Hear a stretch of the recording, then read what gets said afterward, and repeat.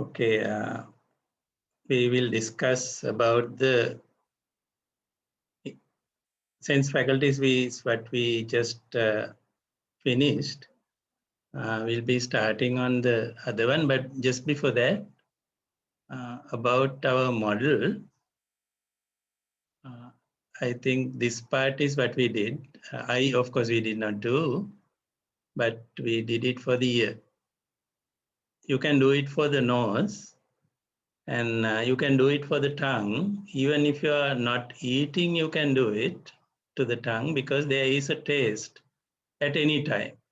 If you focus your consciousness to the tongue, always there is a taste because the grooves I showed you in the tongue, they are always filled with saliva, which is mixed with some kind of flavor. So you can always experience. But while eating the food, it is even more better. So this mindful eating has become popular, especially in the Western part of the world, although it has been here with us for a long time. Mindful eating, mindful walking, that kind of activities are gaining popularity in some other parts of the world. Okay, what I want to highlight here is that this is the input side of the mind. These are the mental objects, 6 mental objects here. They can pass inputs to the mind one at a time. Of course, the pace is a very rapid pace, but one at a time. What does the mind do with these inputs?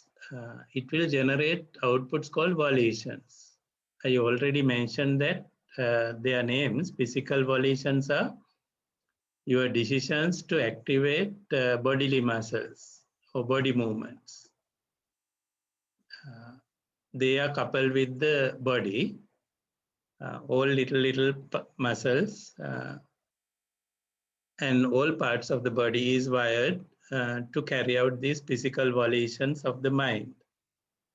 You know, if the mind is absent, although the body is intact, no physical volitions can be done. Therefore, they are all driven by this coupling. Verbal volitions coupled to the vocal tract. Mental volitions, where do they couple? Mental volitions. Okay, they couple to the mind itself. Mental volitions are driven, they drive the mind itself. So the thought process is driven by decisions to think. And what does the mind formulate by thinking?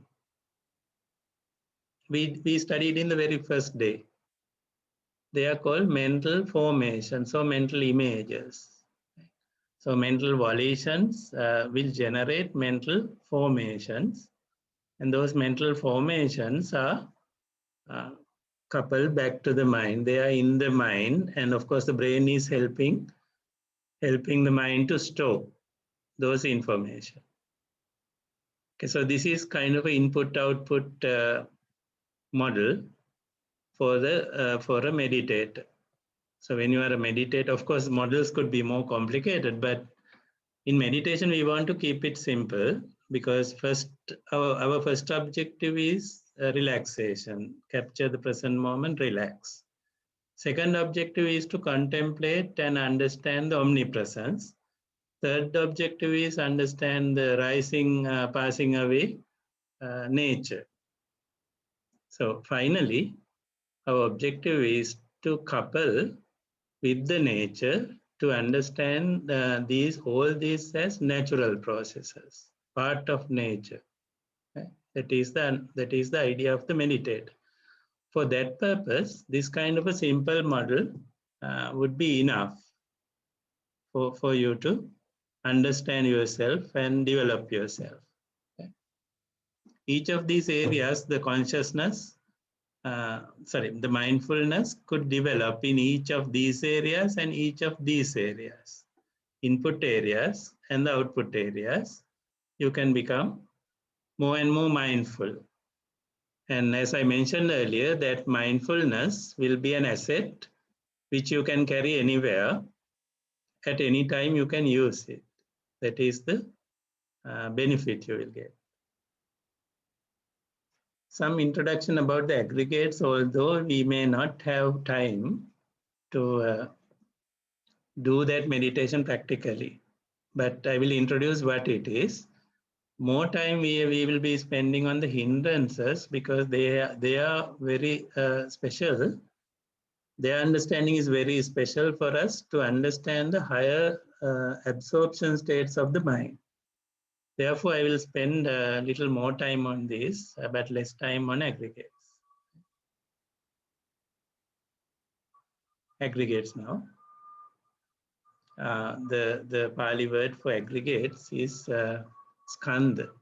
Right? Sense faculties are known as ayatana. They are called ayatana. And aggregates are called skandha.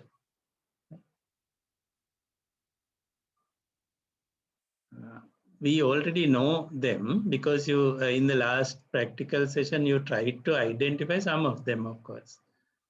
So let me introduce. There are 5 aggregates. There are 5 aggregates. One of them is physical. Everything physical belongs to this category. Then we know these are non-physical. The feelings or sensations, they can be aggregated. Then perceptions, non-physical, they can be aggregated. Volitions, they are non-physical. They are actually decisions and implementation of the decisions. They are called volitions. Consciousness, again, non-physical. So in Pali terms, this is Rupa. This part is Vindim or Vedana. This part is Sanya. This is Sankara. And this is Vijnana. Consciousness is known as Vijnana. So those are the 5 aggregates. We already know because in the last exercise, when we sensed the hearing, actually what we did was listening because we were eager to activate the sensor here. So since we are eager to activate the sensor for the meditation purpose, it was a listening exercise. Hearing is you are not internally driven, it's externally driven due to the sound. Immediately some interest comes here and then at that moment immediately hearing take place. Then at the hearing experience we saw all these 5, isn't it? We saw all these 5. What is the physical form here? There was sound form and there was ear. Ear and the sound form were touching each other. Those two belong to this physical form. Then there was a neutral sensation here that belongs, that is this. Then there was a sound perception, whether it is a rough sound or a smooth sound. That rough, smooth kind of very basic identification is what we call a perception, sound perception. That was there. Then there was our volition to listen again. So volition was that.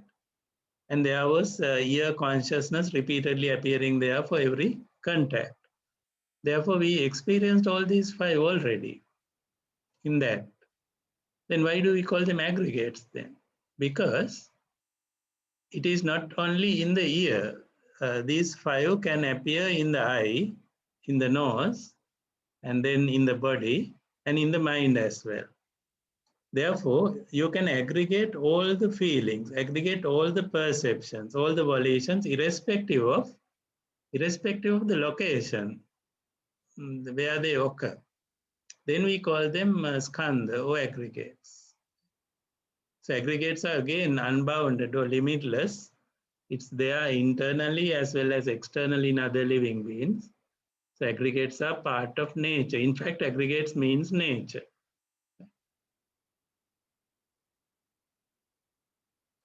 for the eye, for the seeing.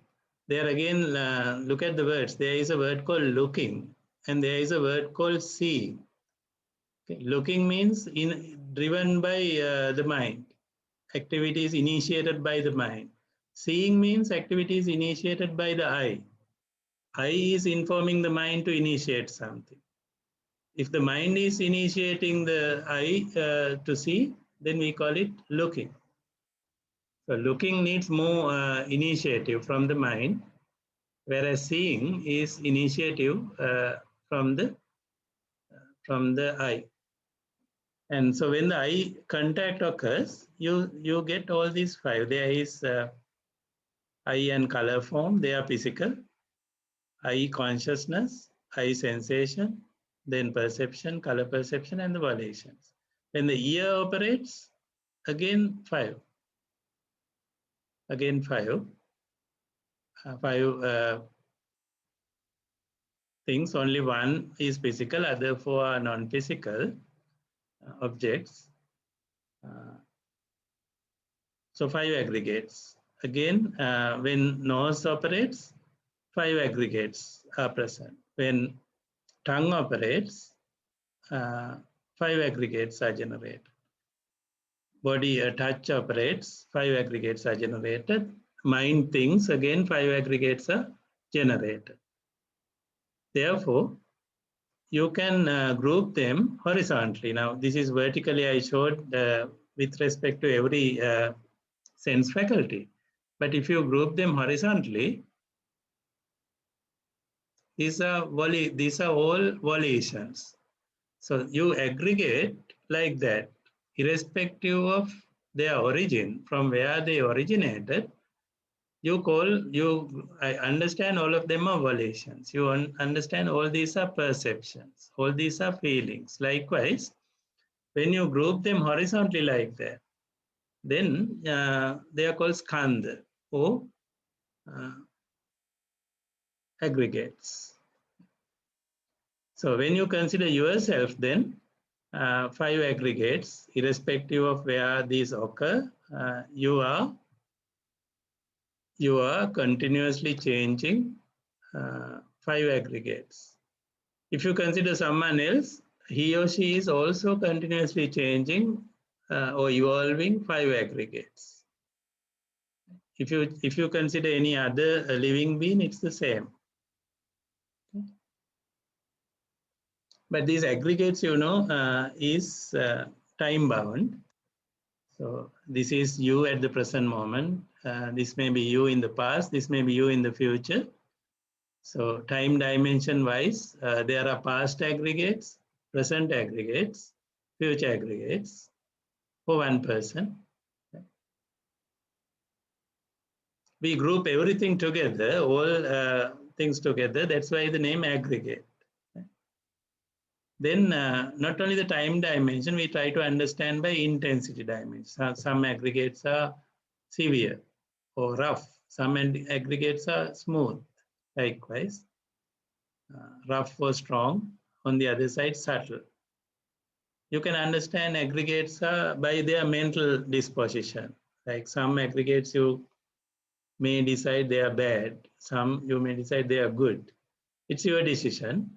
So there is a mental disposition towards each aggregate. But this is all about one person. And similarly, there are aggregates of others.